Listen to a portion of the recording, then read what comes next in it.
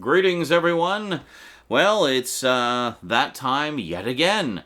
Time for the second big, hefty, massive package from Frank. Ugh, here we go. So last time, of course, we opened up the first one, checked it out. There was a pile of animated movies and some TV shows in there and stuff like that. So if you'd like to see everything that Frank sent in the first package, check out part 1 of this video. It was so much stuff, I had to split this into 2 parts because it's already like a half-hour long video, so I figured, well, let's just do 2 parts, and maybe this one will be a half hour as well, and I don't know, we'll see. Anyway, time to get into the second package, which I just picked up today, well, the day that I'm filming this anyway, and see what else he sent. Package number 2 from Frank, today on the Multimedia Chronicles.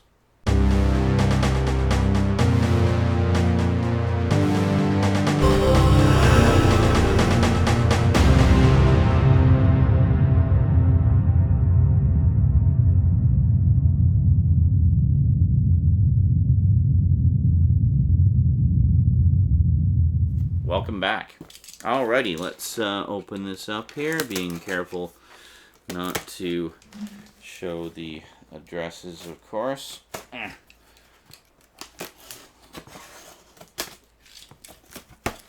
Okay, here we go. Alright, let's see what we got in package number 2. Holy moly, piles and piles and piles of stuff. Wow. Okay, where do I even begin here? Let's see, we have...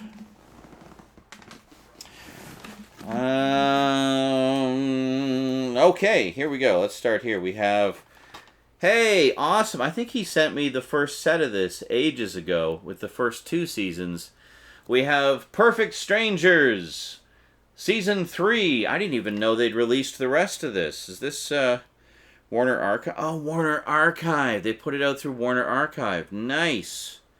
Excellent. Yeah, I used to watch this a fair amount when it was originally on. Very funny show. And we have Perfect Strangers Season 4. There we go. Excellent. Very funny stuff. Russ and Pin Show. And who was the... Marklyn Baker. Yes, Larry and Balky. There you go. And we have Season 5. That's excellent. It's nice to have some additions to the sitcom collection. It's definitely a lot of 80s and 90s sitcoms that I'd like to get in there. And this is certainly one that it's nice to see they finally completed. And we have Season 6. There we go. Very nice, very nice. And finally, Season 7 and 8. The final 2 seasons. And there you go. Yeah, I don't know that I ever saw how it ended. I didn't even realize it had gone on that many seasons, actually. I thought it was maybe 4 or 5, but no, 8. 8 seasons of Perfect Strangers.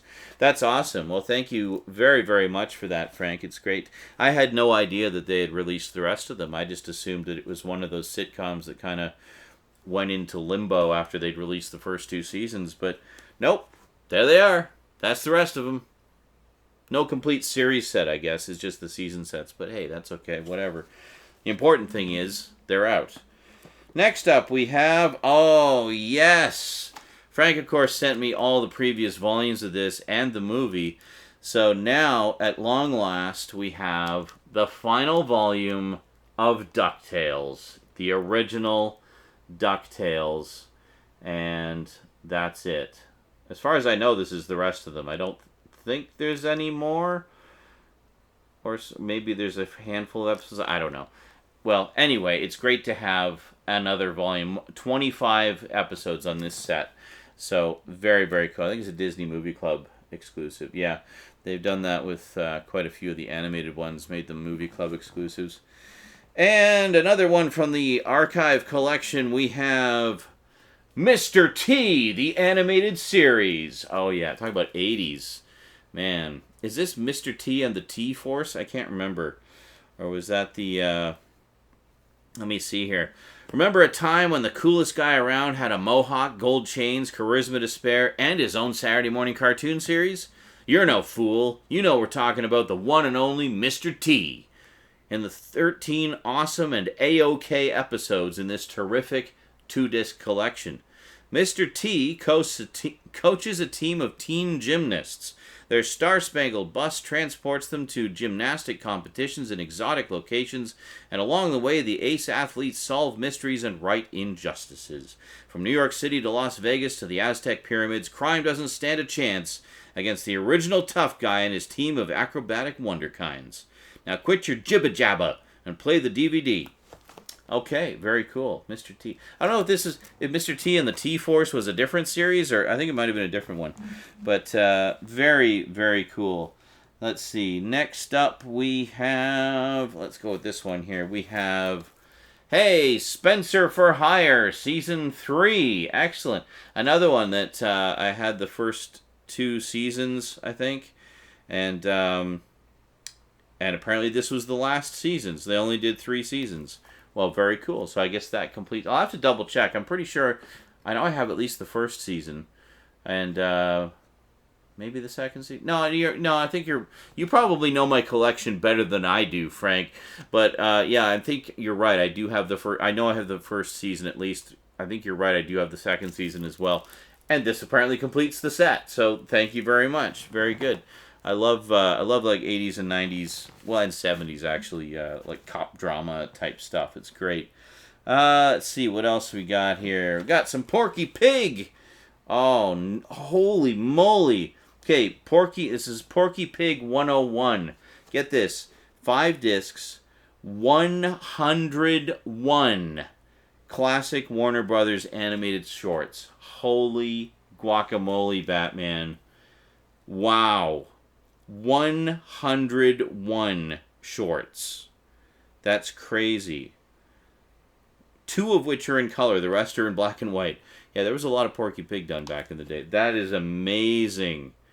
So, of course, I have the Looney Tunes Platinum Collection, the Blu-rays, but I know that there's a lot of stuff that isn't on those. And apparently this one, oh, wow, this presents all of the Porky Pig cartoons, well, 101 of them, plus some bonuses, in chronological order. That is awesome. So it says, that's not all, folks. Warner Brothers' first cartoon superstar, everyone's favorite pantless porcine, Porky Pig, takes center stage. From his humble beginnings as the breakout star of a schoolhouse talent show in I Haven't Got a Hat, to his slimmer, slap-happy sidekick stage alongside Daffy Duck in Porky Pig's Feet, across Merry Melodies and Looney Tunes in 2-strip Technicolor and scintillating black and white, Porky's ascent from rascally school gang member to superstar spokespig is fully on display in this 5-disc 101 cartoon plus some bonuses collection.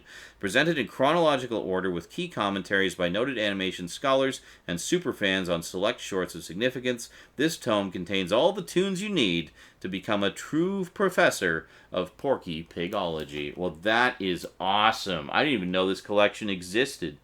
That's fantastic. I love anything classic Warner Brothers cartoon characters. That's that is an absolute treasure. Thank you so much. Let's see what else we got here. We'll let's see. We got. We'll start on this side, I guess. Hey, we have Magilla Gorilla, the complete series. Very, very nice. That is awesome. How much is that gorilla in the window?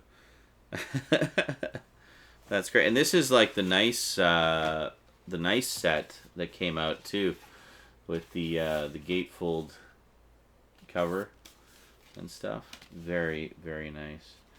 Yeah, because the re-releases have slightly pared down packaging, I think, but it has a whole bunch of. I'm not sure if I watched this one. I watched most of the old Hanna-Barbera cartoons growing up. I don't know if I saw this one. So we got Magilla Gorilla and Pumpkin Puss, Mush Mouse, Ricochet Rabbit, Deputy Droop Along. That's great. Very cool. Yeah, I love all the old Hanna-Barbera and Warner Brothers cartoons. Hey, we got the Pebbles and Bam Bam show, the complete series. This is the one where they were like rock stars or something, right? Um,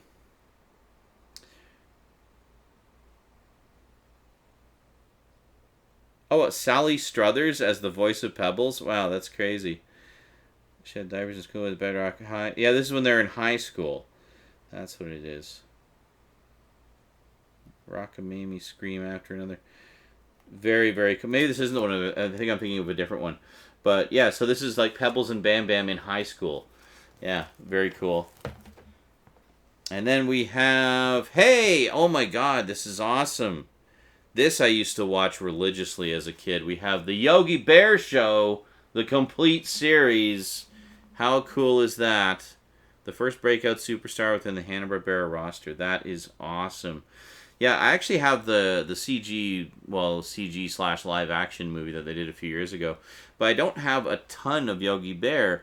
I think just a few things that you've sent me over the years, Frank. I know that I have like the Easter special, and I can't remember. I'd have to take a look, but a couple of the like sort of spin-offs. But this is great. The original series. I used to watch this all the time. Like I have memories of getting up in the morning, crack of dawn when I was a kid, and like going very quietly into my parents' room and asking, can I watch cartoons? And my mom would just be like, yeah, just keep the sound down. And Yogi Bear was one of the ones I watched. Well, and holy moly, the other one I watched, which was usually in a double bill with Yogi Bear, the Huckleberry Hound Show. Here we go. Yeah. Oh, this is great. Season 1, Volume 1. 26 episodes. Wow, that's only half of Season 1. How many episodes do they do per season? Yeah, I used to watch this one all the time, too. This one and Yogi Bear were like the two big shows I watched when I was like 8 or 9. And I remember quite vividly coming into my parents' room every morning to watch the cartoons. Oh my god, I've been wanting this one for so long. We have Hong Kong Phooey, the complete series. I used to watch this one all the time, too. Featuring Scatman Crothers as the voice of the main character, basically a kung fu dog, essentially. Oh, that is awesome. He's the number one super guy, quicker than the human eye. Disguised as a mild-mannered police station janitor, Penrod transforms into the powerful Pooch whom the girls love to smooch by leaping into the bottom drawer of a filing cabinet and emerging as Hong Kong Phooey in a bright red karate outfit. He gets most of his criminal tips from Rosemary, the mini-skirted dispatcher with a New York accent straight out of a 40s screwball comedy, and starting with his very first episode, he uses his Phooey-mobile and Kung Fu Dumb Luck to dog, collar, and put his famous Hong Kong Phooey karate chop on crooks. And there you go. And they only did 16 episodes. Wow, I didn't realize it was so short-lived. But yeah, I used to watch this all the time too. It was great. So it was probably my introduction to Scatman Crothers, actually, because I remember when the Transformers came on in 1984, I of course recognized his voice immediately. Like, oh, it's the voice of Hong Kong Phooey. It's pretty cool. Hey, and we have, oh, this is nice. We have Mickey Mouse, Merry and Scary. What do we got here? Holiday specials. So we got The Scariest Story Ever, a Mickey Mouse Halloween Spooktacular, and Duck the Halls, a Mickey Mouse Christmas special. Okay, very cool. So these are more recent ones. They've done sort of in an old school style. That's pretty cool. I can just tell by the style, and it says they're all widescreen. So, and we got some bonus shorts as well. We got Ghoul Friend, The Boiler Room, Black and White, Entombed, and Split Decision. Very, very cool.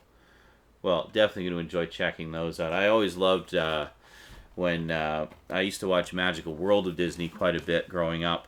And I remember every Halloween they would do like a Halloween episode. And it would feature mostly classic shorts and stuff like that. They have the Legend of Sleepy Hollow segment of that movie, the one with Mr. Toad. And they'd have some of the other ones. There was one where I think it was Donald Duck takes out Huey, Dewey, and Louie trick-or-treating, and they're like tormenting him and stuff. But yeah, very, very cool.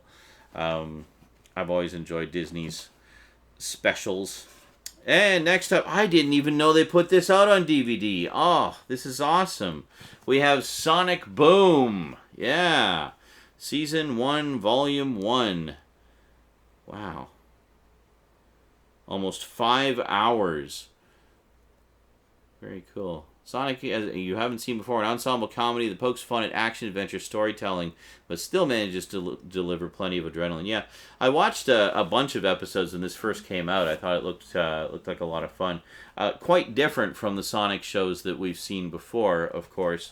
It doesn't have like the darkness of Sonic Sat AM or the comics, or the sort of zaniness of Adventures of Sonic the Hedgehog, but it kind of had like tastes of that, and a lot of more sort of modern humor to it. But I really liked what I saw of it. I thought it was a lot of fun. And then we have Season 2, Volume 2 of Sonic Boom. And I don't know, is this all they did? Was just the one season? I don't recall it lasting very long. It just seemed to come and go fairly quickly. This is another 26 episodes. But, yeah, I liked it. I liked what I saw. I thought it was fun. Hey, now we have Hey There, It's Yogi Bear. Yogi Bear's first full-length movie. There we go. Excellent. So, and it's also Hanna-Barbera's first animated theatrical movie. That I did not know. I always thought the Flintstones movie predated it. A Man Called Flintstone. But I guess not. I guess this one came first. Huh. Very cool. Well, this is a very nice companion to the TV series there. Very good. And then, oh my God! I didn't even know this was out on DVD. Oh man, this is from the guy who directed Tron. I remember seeing clips of this in the Tron extras from Steven Lisberger. We have Animal Olympics. Yeah, it was originally a series of shorts that they showed kind of in between the actual Olympics at the time. It's from 1980. And this is 2 years before he did Tron. That is so cool. So Animal Olympics is a delightful animated film that spoofs TV coverage of the Olympic Games, in which all the competitors are species of animals from around the world. Using the vocal talents of Billy Crystal, Gilda Radner, Harry Shearer, and Michael Freemer, Animal Olympics skewers sports broadcasts, annoying commentators in particular, and traditional Olympic events from gymnastics and figure skating to platform diving and bobsledding. Journey to the four corners of the animal kingdom and experience all the joy and sorrow of athletic competition, the thrill of victory, and the agony of defeat. This is one I've actually been wanting to see for years, because it was just kind of one of those obscure things that just never got a video release, but this is awesome. Yeah, no, thank you so much. This is a real treasure, for sure. Really going to enjoy that. Next up, we have... What? A Don Bluth movie I've never heard of? I've literally never heard of this. We have Banjo the Woodpile Cat. I thought I knew everything Don Bluth, but I've never even heard of this one. It says, now on DVD for the first time. Well, maybe that's why I never got a video release. Comes an animated adventure from Don Bluth that's filled with toe-tapping songs, humor, and plenty of fun.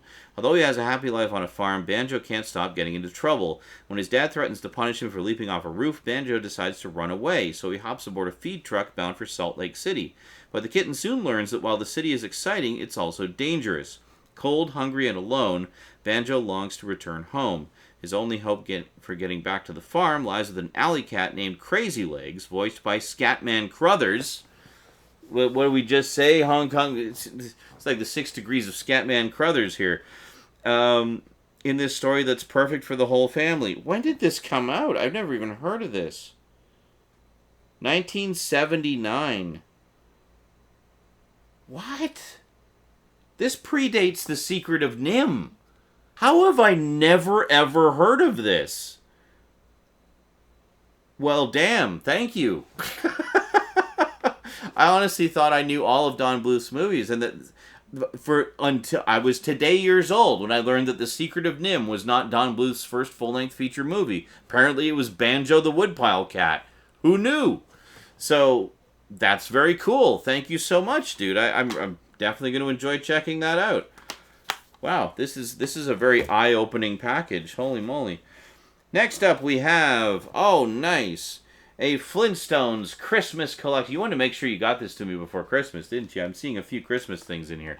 We had the Disney one, and now we have this one. So we got 2 Christmas specials featuring the Flintstones here. A Flintstone Christmas and a Flintstone Family Christmas. What is it? Flintstone Christmas from 1977 and Flintstone Family Christmas from 1993. Very, very cool. I always thought, like, how would that work exactly? How would the Flintstones really celebrate Christmas when don't they kind of predate the time of Jesus? Like, I don't know. I guess it's one of those things you don't think too much about. You just enjoy the fun. All right. Next up, we have... Oh, sweet! The Flintstones Primetime Specials Collection, Volume 1. Nice! Includes the Flintstones Meet Rockula and Frankenstone. I remember that one. And Flintstones Little Big League. I'm pretty sure I saw that one too. That is awesome. So 2 of their primetime specials. In the Flintstones Meet Rockula and Frankenstone, the Flintstones and the Rubbles travel to fear-fraught Rocksylvania thanks to a big game show win. Fred and Barney soon stumble upon and awaken the legendary Frankenstone monster, who promptly revives his vampiric master, Rockula. When Rockula falls head over bat wings for Wilma, will Fred end up having an undead old time? Yes. And then Flintstones Little Big League sees Fred and Barney facing off as opposing Little League coaches. Oh, so it's like Fred versus Barney. Awesome. While Bam Bam and Pebbles duel across the diamond.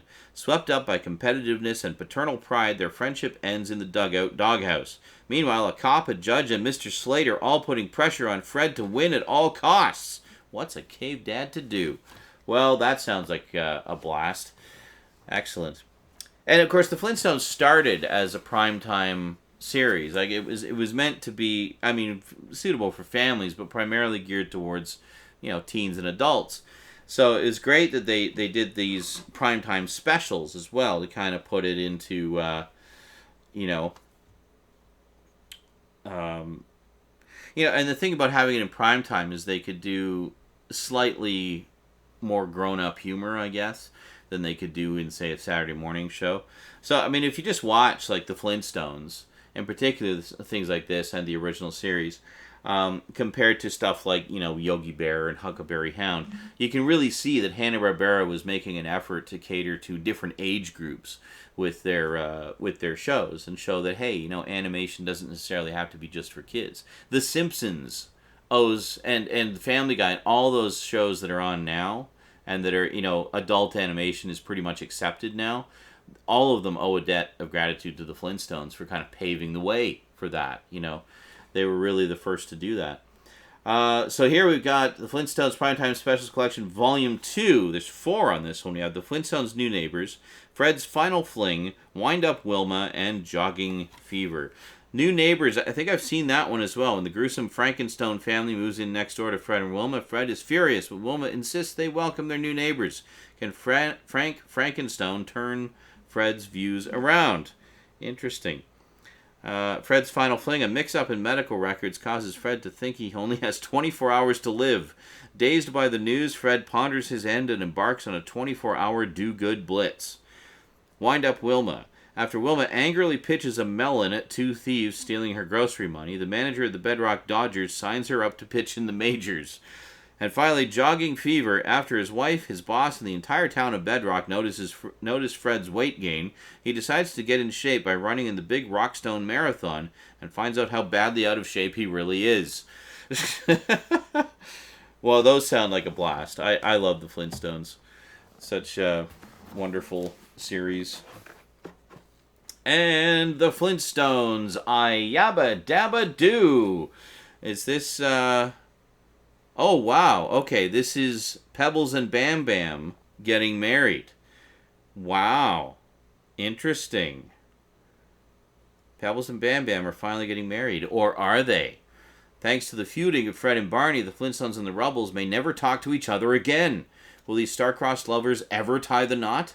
Watch your favorite Stone Age Families movie, I YabbaDabbaDoo, and find out. Oh, this is fantastic because, of course, the new Blu-ray set of the original series is coming out. So that's one I definitely want to get. And it's going to be great having all this other Flintstone stuff, plus the Flintstone stuff you sent before, to kind of tie into all that. So it's like I can sit down and enjoy the entire Flintstone saga from the past 6 decades, you know.